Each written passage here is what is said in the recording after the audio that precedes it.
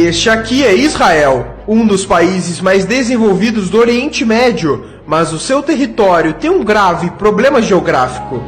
Começando pelas suas fronteiras, o país é totalmente cercado por nações que já o atacaram no passado, sendo o Egito na fronteira sul, a Jordânia no leste e ao norte o Líbano e a Síria.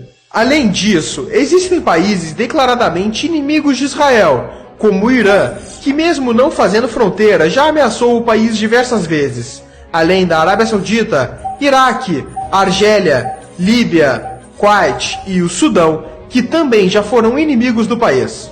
Isso sem falar dos conflitos internos que acontecem com a Palestina na faixa de Gaza e na Cisjordânia.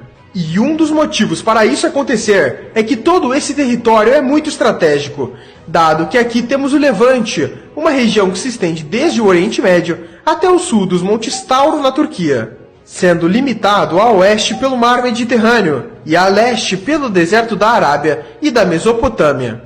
Essa área conecta o norte da África ao Oriente Médio, sendo requisitada por interesses logísticos e militares de diversas potências.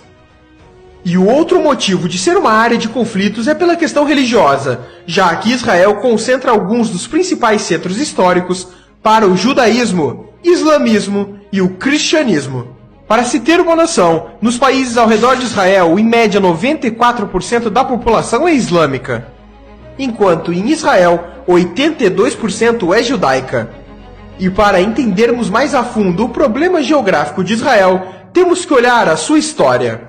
Desde seu surgimento até os dias atuais, Israel sempre viveu conflitos, guerras e instabilidades, justamente pela localização geográfica e por estar em uma região estratégica. Sabendo disso, vamos começar a história de Israel por aqui, em 600 a.C. Jerusalém, atual cidade de Israel, ficava no território de Judá e era cercado pelo Egito e pela Babilônia. Mas foi em 586 a.C. que começa um ciclo de invasões naquela região, onde os babilônios, sob o comando de Nabucodonosor II, invadiram e destruíram o Templo de Salomão. E logo em 538 a.C., Ciro, o Grande da Pérsia, conquistou a Babilônia e grande parte do Oriente Médio. Depois dele, por sua vez, com o avançar da Macedônia sobre a região, Alexandre o Grande conquista Jerusalém. E esse ciclo continua, com a atual região de Israel sendo dominada por Roma e outras diversas potências estrangeiras, com destaque para os reinos europeus durante as Cruzadas, que tiveram motivos principalmente religiosos e demarcaram a disputa entre cristãos e muçulmanos, que ocorre até hoje.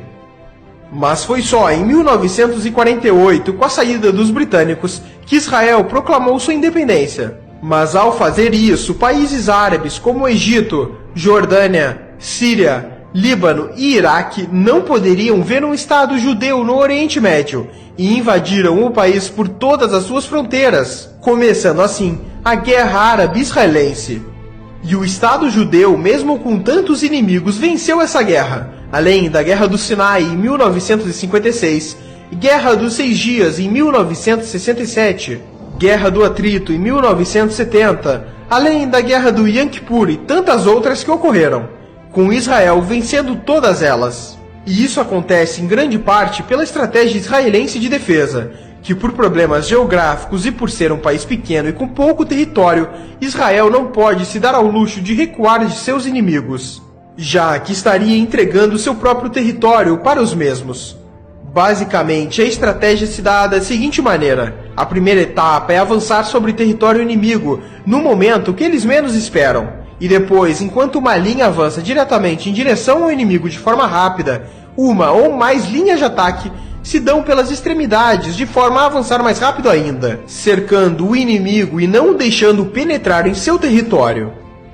Em exemplos históricos, na Guerra dos 6 Dias, Israel estava cercado por inimigos. Então, durante a madrugada do primeiro dia de guerra, 178 caças israelenses levantaram voo e atacaram bases aéreas no interior do Egito, antes que os caças egípcios atacassem no dia seguinte. O mesmo aconteceu com ataques terrestres, dado que no mesmo dia do ataque aéreo, soldados israelenses avançaram contra posições egípcias que estavam entrincheiradas, com investidas diretas e pela retaguarda. O montante dessas guerras e conflitos mostra a instabilidade na região e que hoje, mesmo tendo um decreto de paz entre Israel e países árabes, o país tem que sempre investir na sua defesa, tanto que as forças armadas de Israel são a 20ª maior do mundo. E da sua população de 9 milhões de habitantes, 600 mil são militares. Mas voltando ao território atual de Israel, para entendermos os conflitos internos que persistem até hoje, temos que analisar os pontos fortes e fracos da região. Diferente de países como os Estados Unidos, que possuem ótimas barreiras naturais e poucas fronteiras, Israel sofre nesse sentido, pois tem 3 barreiras naturais problemáticas. Sendo o Sinai, que por ser justamente uma área desértica e pouco habitada, ela dificulta o envio de forças militares até o deserto de Negev. A outra região são os desertos ao sudeste que protegem Negev e chegam até o Mar Vermelho. E por fim, o deserto que começa por volta de 40 quilômetros ao leste do Rio Jordão, que protege das possíveis ameaças vindas da Jordânia. Mas essa região em específico só funciona se Israel mantiver o controle da Cisjordânia, uma região de maioria palestina, o que é um problema para o país. E talvez esse seja o maior problema geográfico de Israel, os conflitos com a Palestina. Basicamente, a Palestina é um território dividido em 2 partes, sem ligação por terra, a Cisjordânia e Gaza. E dentro desses territórios temos regiões sob controle civil palestino e regiões controladas por Israel, conhecidas como assentamentos, que são como bairros protegidos por cercas e pelas forças israelenses. A proteção dessas regiões se dá basicamente porque a construção delas começou durante a Guerra dos 6 Dias contra os árabes, e as forças israelenses se estabeleceram nos territórios, e os conflitos entre israelenses e palestinos se intensificaram ao longo dos anos. Mas em 1993, em Oslo, Noruega, líderes israelenses e palestinos se reuniram e firmaram um acordo de paz, que estabelecia 3 áreas diferentes de ocupação na Cisjordânia. A primeira delas é a Área A, que seria administrada pelas autoridades palestinas. Já a Área B teria a administração palestina, mas controle militar de Israel. E por fim, a Área C, que é totalmente controlada por Israel. Muitos dos acordos firmados em Oslo foram mal sucedidos, mas as áreas permaneceram. E é na Área C que os israelenses têm dezenas e dezenas de assentamentos atualmente. Já a faixa de Gaza também é um território preocupante, pois é uma região densamente povoada, onde muitos refugiados palestinos se instalaram. E nela a quantidade e a recorrência de conflitos entre palestinos e israelenses é ainda maior. E foi por esse conjunto de fatores que em 2002 os israelenses começaram a construção de um muro que se estende por todo o território entre Israel e a Cisjordânia. O mesmo aconteceu na cidade de Jerusalém, onde temos um grande muro que ronda todo o território. E falando em Jerusalém, esse é o ponto final. O interesse pela cidade se dá pelos vários lugares religiosos nela. Por exemplo, os principais lugares judeus que se destacam são 2, o Muro das Lamentações e o Monte do Templo. Já para os cristãos, em principal, é a Igreja do Santo Sepulcro, e para os islâmicos, a Cúpula da Rocha. E hoje em dia, a cidade inteira está sob controle de Israel, e as perspectivas para o futuro são que continue assim.